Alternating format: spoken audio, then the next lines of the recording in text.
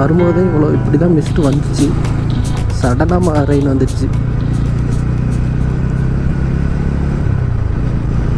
நான் மேலே கொடைக்கானல் வரும்போது இந்த இடம் கிராஸ் பண்ணும்போதெல்லாம் ஹெவி ரெயின்.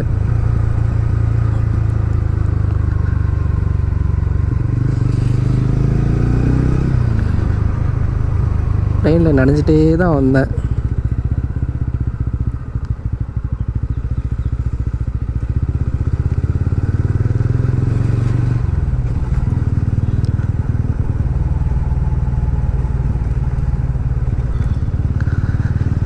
நனைஞ்சிட்டு வந்ததில் எனக்கு என்ன அட்வான்டேஜ்னால், அந்த டிராஃபிக்கில் மாட்டி ரூமுக்கு போகிறதுக்கு எனக்கு ஆல்மோஸ்ட் 7 o'clock ஆகிடுச்சு. சப்போஸ் மலையில் எங்கேயாவது நின்றுட்டு அதுக்கப்புறம் வந்துருந்தேன்னா நைட்டு 10 மணிக்கு தான் ரூமுக்கு போயிருப்போம் போல. அவ்வளோ டிராஃபிக்.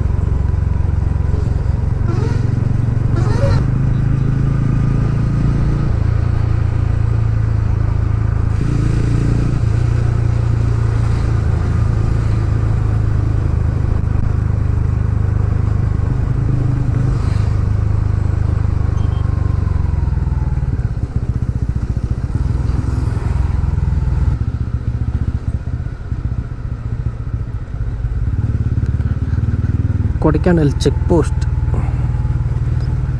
சாரி செக் போஸ்ட் இல்லை, டோல்கேட்டு. இங்கே தான் அந்த பாஸ்லாம் செக் பண்ணுறாங்க.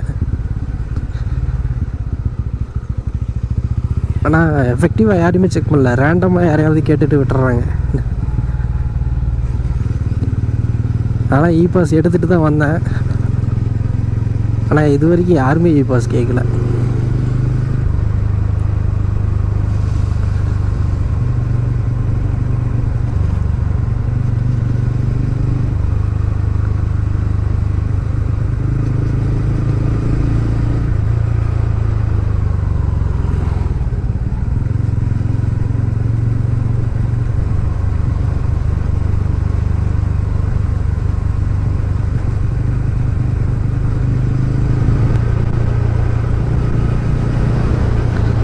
நேற்று வரும்போது இந்த இடத்துலலாம் சின்ன சின்ன வாட்டர் ஃபால்ஸ் நிறைய பார்த்தேன்.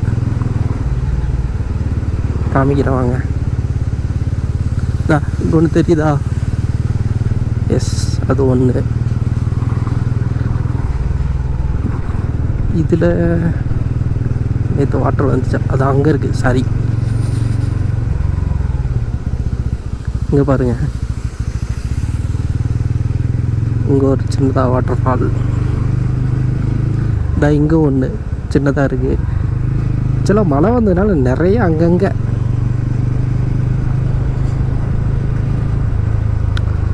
So we entered into animal zone அப்படி தான் சொல்லுவாங்க. ஆனால் கொடைக்கானலில் மேக்ஸிமம் அவ்வளோ பார்க்க முடியாது. பைசன் மட்டும் பார்க்கலாம், அதை நம்ம மேலேயே பார்த்தோம்.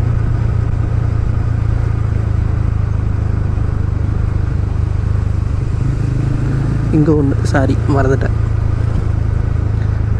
இது நல்ல பெரிய வாட்டர் ஃபால் தான். ஸோ இங்கே ஒன்று இருக்குது, வாங்க கார் போகட்டும்.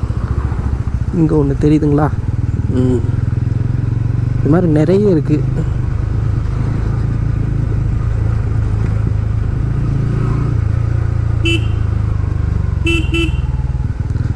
டர்னிங்கில் ஏன் பிரதர் நிறுத்துறீங்க? இங்கே ஒன்று இருக்குது.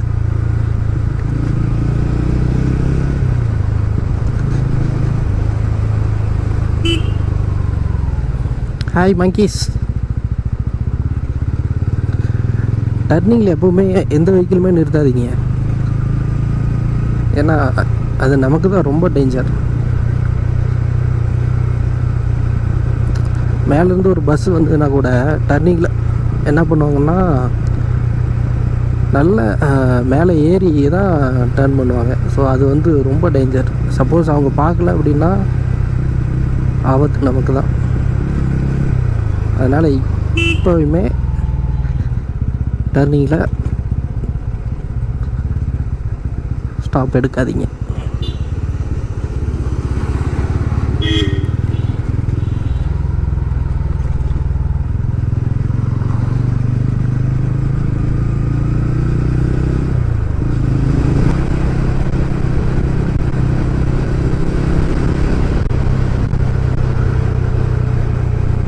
பழனி பிரிவு வந்தாச்சுன்னு நினைக்கிறேன். இதில் போகணும். ஆக்சுவலாக மேப்பில் பார்த்தேன், இங்கே தான் எங்கேயோ போட்டிருந்துச்சு.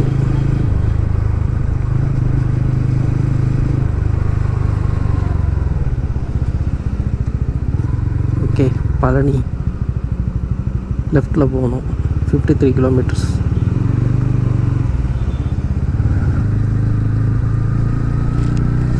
சாரி காய்ஸ், வீடியோ ரெக்கார்ட் பண்ண முடியல. ஆக்சுவலாக கொடைக்கானல் அந்த பழனி பிரிவு ரோடு இருக்குது இல்லைங்களா, அதுலேருந்து சரியான மலை.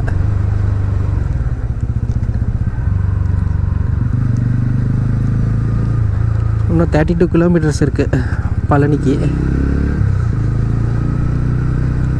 நானும் மழை நின்றுடும்னு பார்த்தேன், நிற்கலை. ஸோ நமக்கு டைம் இல்லை, அதனால் கிளம்பியாச்சு.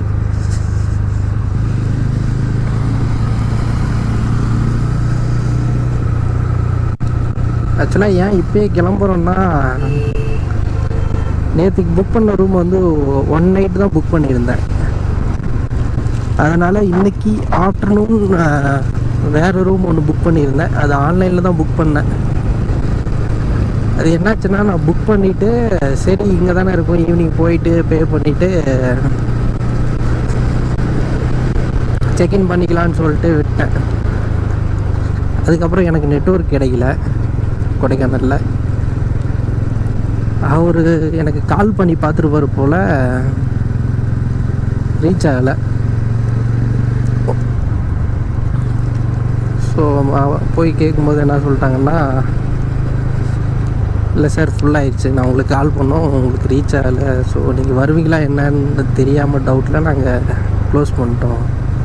எங்களுக்கு இதுதான் சீசன், இப்போ எங்கள் நிலைமையிலேருந்து கொஞ்சம் யோசிச்சு பாருங்கள் அப்படி இப்படின்னு சொன்னாங்க. சரி, நானும் எதுவும் ஆர்கியூ பண்ணல.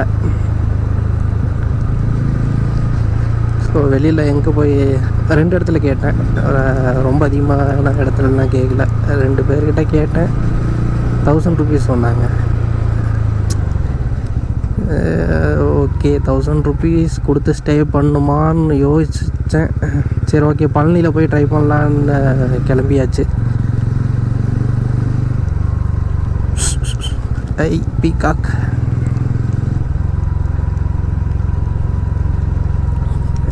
அப்படி இல்லை பழனியில் போய் ஸ்டே பண்ணலன்னா இன்னொரு ஆப்ஷன் இருக்குது. என்னென்னா, பழனிலேருந்து ஒரு 60 கிலோமீட்டர்ஸு அத்தை பையன் அங்கே தான் ஒர்க் பண்ணிகிட்ருக்கான். ஸோ அதனால் கிளம்பியாச்சு. சப்போஸ் பழனியில் ரூம் கிடைக்கலன்னா கூட நேராக அங்கே போயிடலாம் அப்படின்னு சொல்லிட்டு ஒரு ஐடியாவில் கிளம்பியாச்சு. நான் கொடைக்கானலில் மழை நம்மளை வச்சு செஞ்சிருச்சுங்க.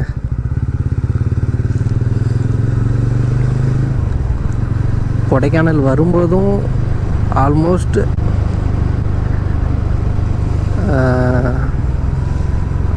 பாதி மலையிலேருந்தே மழை ஸ்டார்ட் ஆயிடுச்சு. ஏறிட்டு இருக்கும்போது, இறங்கும்போது அந்த பழனி பிரிவுலேருந்தே சரியான மழை. ஆக்சுவலாக நான் ரூட்டு மாறி போயிட்டேன். என்னென்னா, அதில் பழனி பிரிவுன்னு போட்டிருந்துச்சு. நான் பிரிவு பார்த்தேன், எனக்கு சரியாக தெரியல. சரி கொஞ்சம் கீழே இருக்கும் போலன்னு சொல்லிட்டு கீழே போயிட்டேன். அப்புறம் போயிட்டு வரவே இல்லை. போர்டு பார்த்துட்டு ரொம்ப நேரமாக வரலையே, ரோடு வரலையே அப்படின்னு சொல்லிட்டு ஒரு டவுட்டில் எடுத்து செக் பண்ணும்போது நம்ம அந்த ரோட்டை கிராஸ் பண்ணி போயிட்டோம். ஸோ அதுக்கப்புறம் வந்து பார்க்கும்போது தான் தெரியுது, அது அப்படியே ஆப்போசிட்டில், சாரி வந்த ரூட்டில் அப்படியே 90 டிகிரியில் ஒரு யூட்டர்ன் அடித்து கீழே இறங்குது. அது மேலே இருந்து பார்க்கும்போது எனக்கு சரியாக தெரில, நான் கவனிக்கல சரியாக. ஸோ அப்படி மாட்டியாச்சு. ஒரு விதத்தில் அதுவும் நல்லது தானே நினச்சிக்கலாம். ஏன்னா கரெக்டாக அங்கே போய்ட்டு மேப்பு செக் பண்ணிகிட்டு இருக்கும்போதே மழை பெருசாக ஸ்டார்ட் ஆகிடுச்சு. பக்கத்தில் ஒரு சின்னதாக ஒரு ஷெட்டு ஒன்று இருந்துச்சு, ஷாப்பு. அந்த ஷாப்பு ஏதோ இன்றைக்கி லீவு போல். அதில் முன்னாடி கொஞ்சம் இடம் இருந்துச்சு.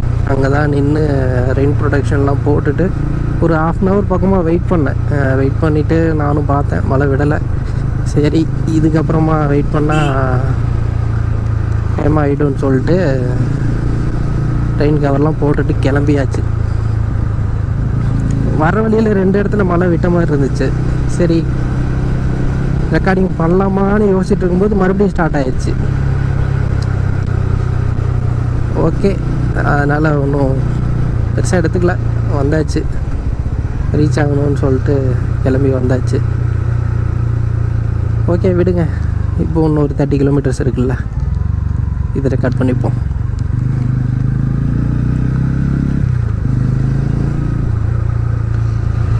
மேலே ஒரு டீ ஷாப் இருந்துச்சு. அந்த டீ ஷாப்பில் சும்மா ரெஸ்ட் எடுக்கலான்னு நிறுத்தினேன். ரொம்ப நேரமாக மழையில் நினச்சிட்டு வந்துட்டு இருந்தோம். மழை விட்டுருச்சு. சரி ஒரு 5 மினிட்ஸ் நிற்கலான்னு நிறுத்தினேன். அப்போது ஒருத்தர் பார்த்தேன், அவர் நல்லா பேசினார். மேலேருந்து வர்றீங்களான்னு கேட்டார். ஆமாம் சார் அப்படின்னு. எங்கேருந்து வர்றீங்க அப்படின்னாரு. கொடைக்கானல்லேருந்து தான் வரேங்களா? இல்லை நீங்கள் எங்கேருந்து வரீங்கன்னு கேட்டார். அதுக்கப்புறம் தான் முடிஞ்சுது. நான் சென்னையிலேருந்து வரேன் சார் அப்படின்னு. சார் சென்னையிலேருந்து பைக்லேயே வந்துட்டிங்களா? ஆமாம் சார் அப்படின்னு. இப்போ போயிட்டு எப்படி சென்னைக்கு போவீங்க? இல்லை சார் கீழே போயிட்டு பழனியில் ஸ்டே பண்ணுற மாதிரி ஐடியா இருக்குது. ஸோ பழனியில் ஸ்டே பண்ணிவிட்டு மார்னிங் தான் கிளம்புறோம் அப்படின்னு சொல்லிட்டு சொன்னேன். அதுக்கப்புறம் தான் சொன்னார், யூஸ்வலாக பெங்களூர்லேருந்து தான் நிறைய பேர் இந்த மாதிரி வருவாங்க. நீங்கள் தான் ஃபஸ்ட் டைம் சென்னையிலேருந்து, ஃபஸ்ட் டைம்னு என்ன சொல்லலை, ஃபஸ்ட் டைம் நீங்கள் தான் சென்னைன்னு சொல்லியிருக்கீங்க அப்படின்னு சொன்னார். அப்படியா? அப்படி மேபி அவர் பார்த்துருக்கலாம், இல்லை பேசினவங்கெல்லாம் பெங்களூர்னு சொல்லியிருக்கலாம். ஏன்னா நான் வரும்போதே எக்கச்சக்கமான ரைடர்ஸு, ப்ரோ ரைடர்ஸ் எல்லாம் வந்தாங்க. அவ்வளோ பேர் வராங்க சென்னையில் இருந்து. எப்படி அவருக்கு தெரியாமல் இருந்துச்சுன்னு தெரில.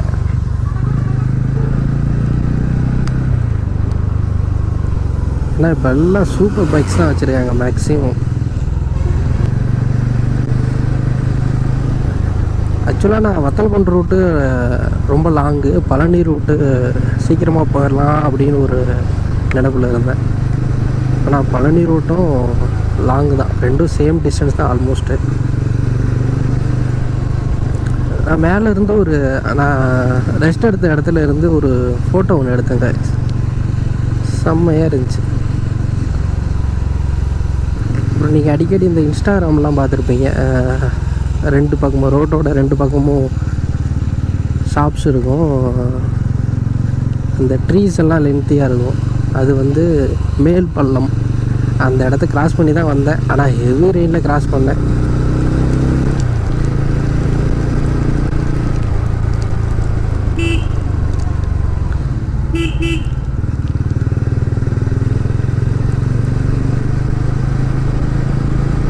எனக்கு ரொம்ப நாளாக அந்த இடம் தெரியல.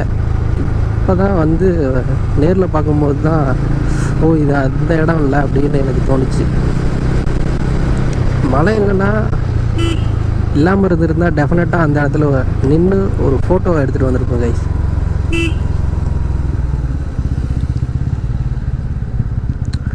ஓகே, எல்லா டைமும் நம்ம நினைக்கிற மாதிரியே நடக்கிறது இல்லை. சம்டைம்ஸ் இப்படியும் நடக்கலாம்.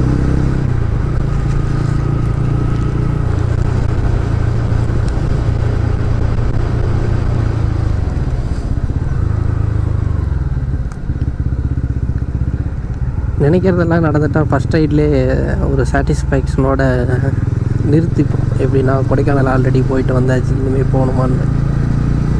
இந்த மாதிரி நிறைய இடத்த விட்டு வச்சுட்டு வரும்போது திரும்ப வரணுன்னு ஒரு ஆர்வம் இருக்கும். ஆல்ரெடி பிளான் இருக்குது. ஏன்னா இன்னொரு ரூட் இருக்குது, ஒட்டன்சத்திரம் ரூட் இருக்குது. அந்த வழியாக ஒரு தடவை வரணும். அதில் வந்தெல்லாம் ஒன்றும் பிரச்சனை இல்லை. இங்கே ட்ரிங்க்ஸ் பண்ணிகிட்ருக்காங்க. எவ்வளோ தான் அட்வைஸ் பண்ணாலும் கேட்க மாட்டாங்க.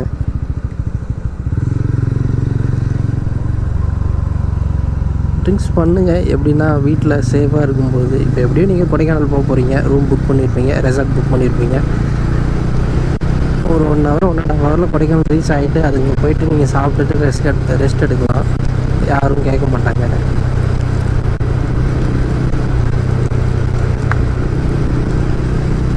சூரன் கொஞ்சம் பெருசாக போடுது.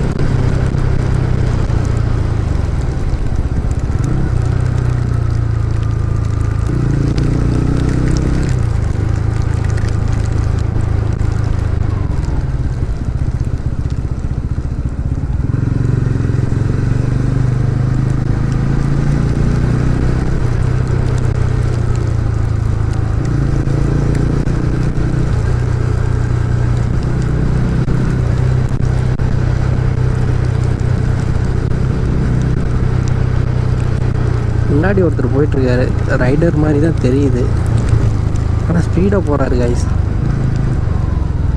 மேபி இந்த ரூட்டில் அடிக்கடி வந்த அனுபவம் இருக்கா என்னன்னு தெரியல.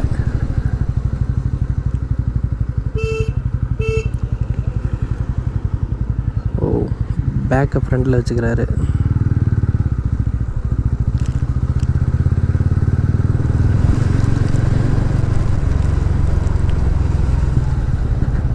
ஆக்சுவலாக இந்த ரோட்டில் 14 ஹேர்பின் பென்ஸ் இருக்குதுன்னு நினைக்கிறேன்.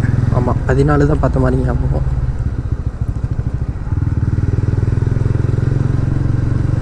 23 கிலோமீட்டர்ஸ் இருக்குது. ஓகே,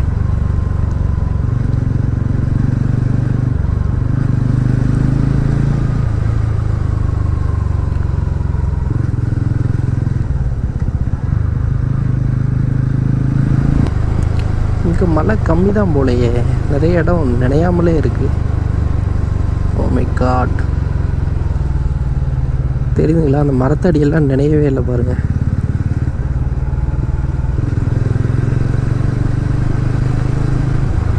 இங்கே மழை கம்மி தான் போல். அப்போ கீழே பழனியில் மழை இருக்காதுன்னு நினைக்கிறேன், இல்லாமலும் இருந்திருக்கலாம்.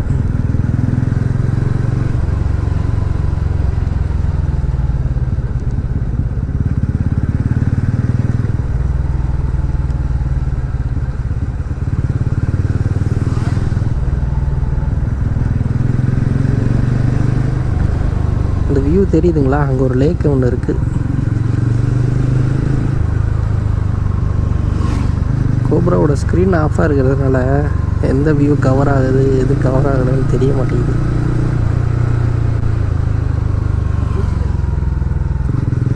ஒரு லேக் ஒன்று இருக்குது, அது என்ன லேக்குன்னு தெரியல.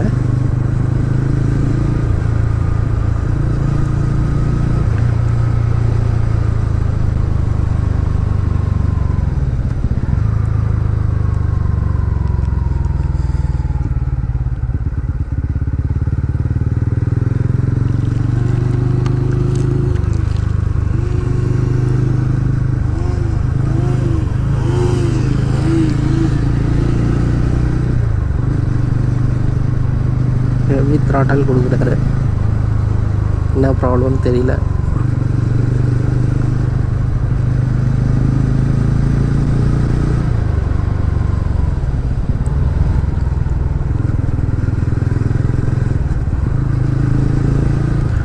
இன்னும் பாதி மலையில் இருக்கிற மாதிரியே ஒரு ஃபீலிங்.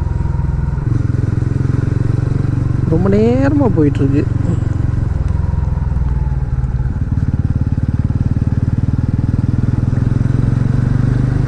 அட்லீஸ்ட் ஹேர்பின் பென்ஸ் இருந்தாவது இந்த இன்னும் இவ்வளோ பென் இருக்குன்னு கவுண்ட் பண்ணி போயிடலாம்.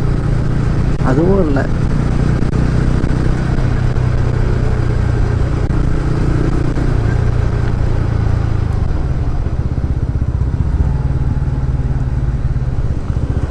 வியூ பாயிண்ட்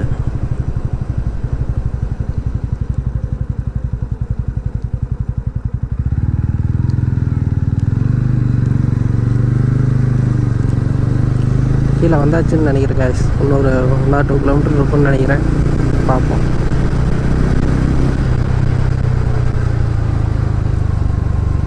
சரி, தென்னை மரம் நிறைய இருக்குது.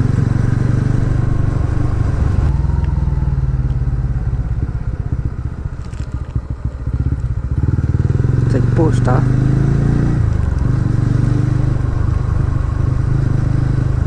செக் போஸ்டா இல்லை, ஏதோ ஒரு கோயில். ஸோ இப்போ கோயில் இருக்குன்னா விசிலி கீழே வந்தாச்சுன்னு நினைக்கிறேன். ஒரு செக் போஸ்ட் அப்போ இருக்கும், செக் போஸ்ட் இல்லாமல் இருக்காது.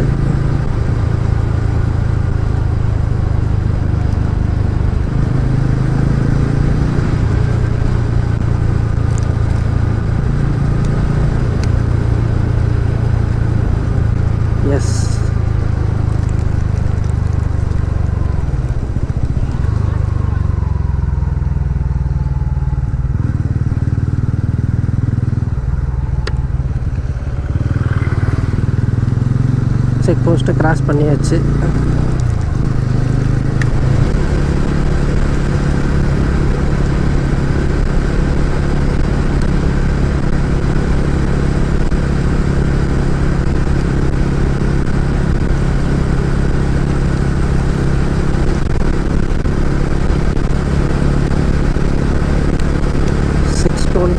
பழனி க்ளோஸாக வந்தாச்சு.